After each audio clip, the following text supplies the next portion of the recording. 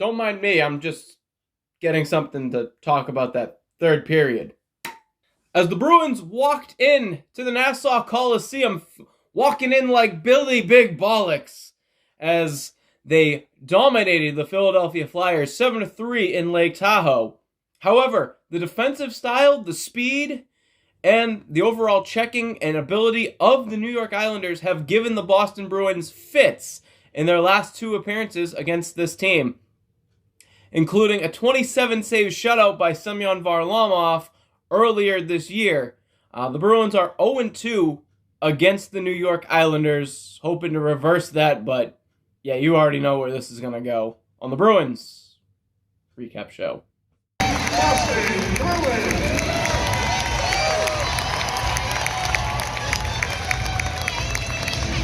We start things off in the first period. Your starting goaltenders for the Islanders, Semyon Varlamov, the kryptonite of the Boston Bruins.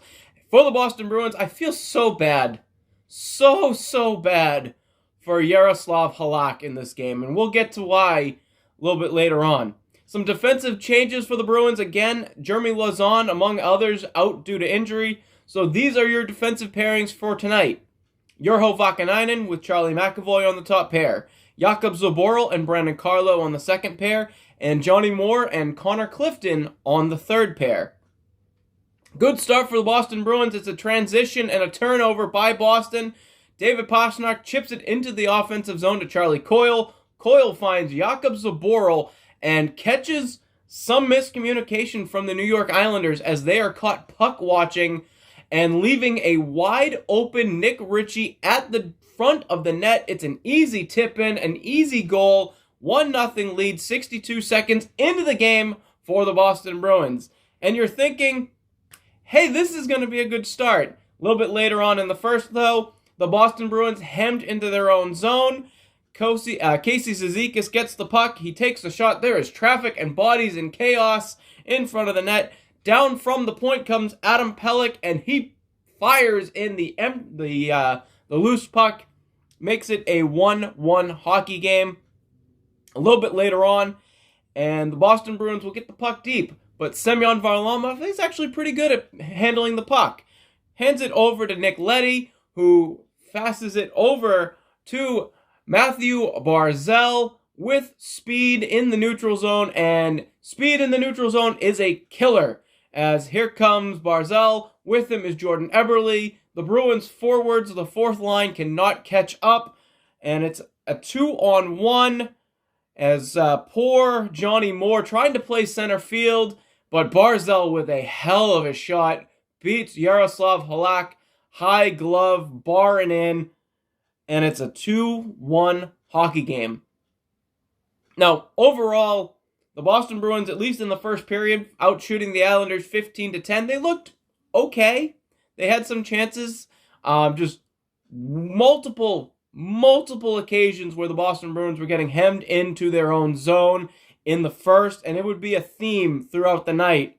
But they did get chances, two good chances from Jake Studnicka in the first period, but it didn't go in. It didn't work out. We go to the second period. In the second period, the Boston Bruins look a lot better and are able to tie the game, as it's a Boston breakout. Jake DeBrusk up to Craig Smith. Now here is a question. It got brought up on the Nesson broadcast. Did Craig Smith enclose his hand on the puck when he did the little behind the back thing? You are allowed to catch it and then drop it. But if you catch it and carry it and take steps with it, that's when they play the blow the play dead, kind of a hand pass situation. In real time, man, that is tough to tell. Because he kind of catches it and then goes behind his back.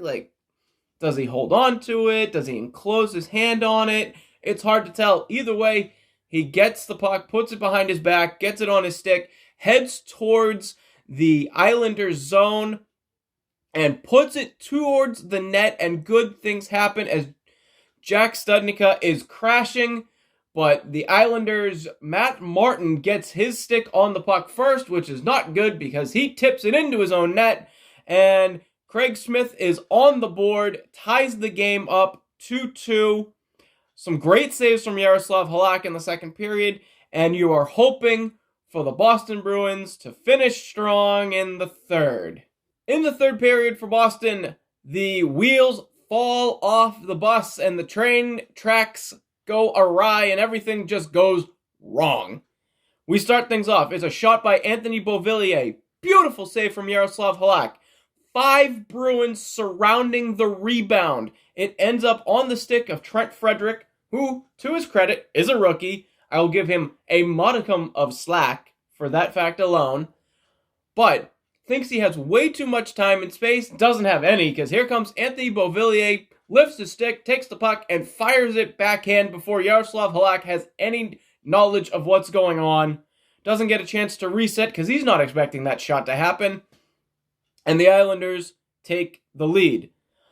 A little bit later on, again, speed through the neutral zone as Anders Lee up to Matthew Barzal, and Barzal and Jordan Eberle are coming up on a 2-on-1. Nick Ritchie is kind of trailing behind, and there's some miscommunication between Urho Vakanainen and Nick Ritchie. It looked like Vakanainen wanted Ritchie to get Eberle, and he would take the shot. At least that's what it seemed like from Vakanainen's body language on the replay.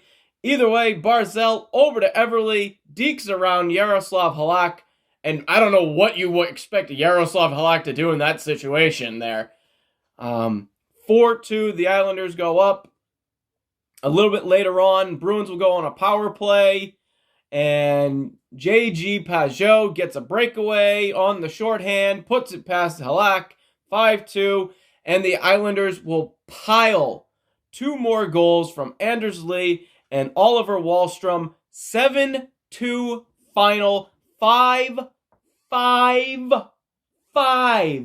unanswered goals from the New York Islanders in the third period. An embarrassment, a catastrophic effort in the third period from the Boston Bruins. Too many mental mistakes. Whether it be Trent Frederick thinking he has too much time and effort, a lack of communication between Urho Vakanainen and Nick Ritchie, whether it be, a bad pinching attempt because you're trying to maintain the lead from Charlie McAvoy, whether it be not able to clear the puck out of your own zone for the goals by Anders Lee and Wahlstrom. If it's not being able to get bodies out from in front of the net. Too many mental mistakes in the third period. You need to clean that up. You need to be better. And unfortunately, the Boston Bruins will not have too much time to address it, as they are right back on the ice tonight. Friday night, they are taking on the New York Rangers at Madison Square Garden, where, believe it or not, there actually be people in the building. So, hopefully the Bruins can button it up, and I won't have to drink any more of this on the next Bruins Recap Show.